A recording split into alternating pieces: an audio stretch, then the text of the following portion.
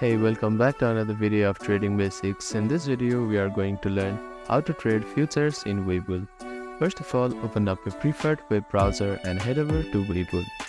Make sure that you are logged into your account. First step is to enable future trading. To apply for future trading, approval may take some time based on eligibility requirements. Go to your account on the top right corner of your screen and click on My Account option. Here you can see Futures tab. Click on it and apply for a future account. Other thing is make sure you have sufficient funds for margin trading as future involves leverage.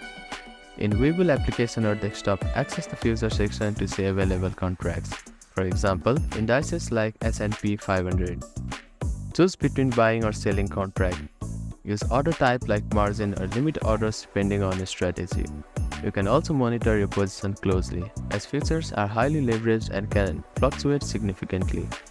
Future trading requires caution due to high risks. We will also offer educational resources to help you understand the complexities of future trading before diving in. So that is how you can trade futures in Webull. Thank you for watching this video. Please do not forget to like, share and subscribe to our channel and comment down if you have any queries.